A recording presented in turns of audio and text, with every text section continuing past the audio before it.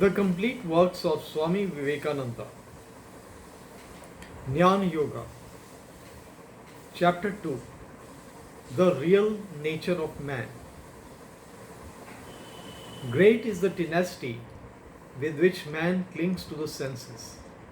Yet, however substantial he may think the external world is, in which he lives and moves, there comes a time in the lives of individuals and of races when involuntarily they ask, is this real?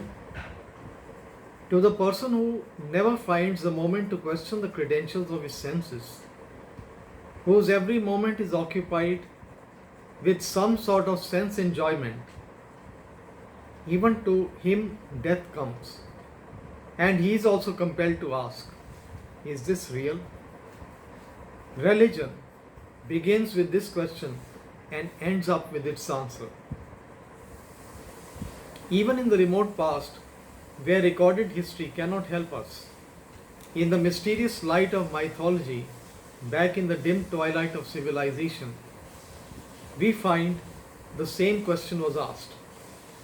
What becomes of this? What is real? One of the most poetic of the Upanishads, the Katha Upanishad, begins with the inquiry. When a man dies, there is a dispute. One party declares that he has gone forever. The other insists that he is living. Which is true? Various answers have been given. The whole sphere of metaphysics, philosophy, and religion is really filled with various answers to this question. At the same time, attempts have been made to suppress it, to put a stop to the unrest of mind which asks, what is beyond? What is real? But so long as death remains, all these attempts at suppression will always prove to be unsuccessful. We may talk about seeing nothing beyond and keeping all our hopes and our aspirations confined to the present moment and struggle hard not to think of anything beyond the world of the senses. And perhaps everything outside helps us to keep us limited within its narrow bounds. The whole world may combine to prevent us from broadening out beyond the present. Yet, so long as there is death, the question must come again and again. Is death the end of all these things to which we are clinging, as if they were the most real of all realities, the most substantial of all substances? The world vanishes in a moment and is gone, standing on the brink of a precipice beyond which is the infinite yawning chasm. Every mind, however hardened, is bound to recoil and ask, is this real? The hopes of a lifetime, built up little by little with all the energies of a great mind, vanish in a second. Are they real? This question must be answered. Time never lessens its power. On the other hand, it adds strength to it. Then there is a desire to be happy. We run after everything to make ourselves happy. We pursue our mad career in the external world of the senses. If you ask the young man with whom life is successful, he will declare that it is real. And he really thinks so. Perhaps when the same man grows old and finds fortune ever eluding him, he will then declare that it is his fate. He finds at last that his desires cannot be fulfilled. Wherever he goes, there is an adamantine wall beyond which he cannot pass. Every sense activity results in a reaction. Everything is evanescent.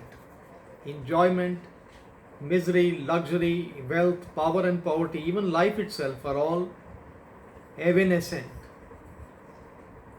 Two positions remain in mankind. One is to believe with the nihilists that all is nothing, that we know nothing, that we can never know anything either about the future, the past, or even the present. For we must remember that he who denies the past and the future and wants to stick to the present is simply a madman. One may as well deny the father and the mother and assert the child. It would be equally logical. To deny the past and the future, the present must inevitably be denied also. This is one position, that of the nihilists. I have never seen a man who could really become a nihilist for 1 minute. It is very easy to talk. Then there is the other position, to seek an explanation, to seek for the real, to discover in the midst of this eternally changing and evanescent world whatever is real. Is this body, which is an aggregate of molecules of matter, is there anything which is real? This has been the search throughout the history of the human mind. In the very oldest of times, we often find glimpses of light coming into men's minds. We find man even then going a step beyond this body, finding something which is not this external body, although very much like it, much more complete, much more perfect, and which remains even when this body is dissolved. We read in the hymns of the Rig Veda, addressed to the god of fire who is burning a dead body, "Carry him, O fire, in your arms gently. Give him a perfect body, a bright body. Carry him where the fathers live, where there is no more sorrow, where there is no more death." The same idea you will find present in every religion. And we get another idea with it. It is a significant fact that all religions, without one exception, hold that man is a degeneration of what he was. Whether they clothe this in mythological words, or in the clear language of philosophy, or in the beautiful expressions of poetry, this is the one fact that comes out of every scripture and of every mythology, that the man, that is a degeneration of what he was. This is the kernel of truth within the story of Adam's fall in the Jewish scripture. This is again and again repeated in the scriptures of the Hindus, the dream of a period which they call the age of truth, when no man died unless he wished to die, when he could keep his body as long as he liked, and his mind was pure and strong. There was no evil and no misery, and the present age is a corruption of that state of perfection. Side by side with this, we find the story of the deluge everywhere. That story itself was a proof that this present age is held to be a corruption of a former age by every religion. It went on becoming more and more corrupt until the deluge swept away a large portion of mankind, and again the ascending series began. It is going up slowly again to reach once more that early state of purity. You are all aware of the story of the deluge in the Old Testament. The same story was current among the ancient Babylonians, the Egyptians, the Chinese, and the Hindus. Manu, a great ancient sage, was praying on the banks of the Ganges, the Ganga, when a little minnow came to him for protection, and he put it in a pot of water he had before him. "What do you want?" asked Manu. The little minnow declared he was pursued by a bigger fish and wanted protection. Manu carried the little fish to his home, and in the morning he had become as big as the pot, and said, "I cannot live in this pot any longer." Manu put him in a tank, and the next day he was as big as the tank and declared that he could not live there anymore. So Manu had to take him to a river, and in the morning the fish filled the river. Then Manu put him in the ocean, and he declared, "Manu, I am the creator of the universe. I have taken this form to come and warn you that I will deluge the world." You build an ark and in it put a pair of every kind of animal and let your family enter the ark. And there will project out of the water my horn. Fasten the ark to it, and when the deluge subsides, come out and people the earth. So the world was deluged, and Manu saved his own family and two of every kind of animal and seeds of every plant. When the deluge subsided, he came and peopled the world. And we are called man because we are the progeny of Manu. Now, human language is in the attempt to express the truth that is within. I am fully persuaded that a baby whose language consists of the unintelligible sounds is attempting to express the highest philosophy. Only the baby has not the organs to express it, nor the means. The difference between the language of the highest philosophers and the utterance of babies is one of degree and not of kind. What you call the most correct systematic mathematical language of the present time and the hazy mystical mythological languages of the ancients differ only in degree. All of them have a grand idea behind, which is, as it were, struggling to express itself. And often behind these ancient mythologies are nuggets of truth. And often, I am sorry to say, behind the fine polished phrases of the moderns is errant trash. So we need not throw a thing overboard because it is clothed in mythology, because it does not fit in with the notions of Mr. So-and-so or Mrs. So-and-so of modern times. If people should laugh at religion, because most religions declare that men must believe in mythologies taught by such and such a prophet, they ought to laugh more at these moderns. In modern times, if a man quotes a Moses or a Buddha or a Christ, he is laughed at. But let him give the name of a Huxley, a Tyndall, or a Darwin, and it is swallowed without salt. Huxley has said it. That is enough for many. We are free from superstitions indeed. That was a religious superstition, and this is a scientific superstition. Only in and through that superstition came life-giving ideas of spirituality. In and through this modern superstition came lust and greed.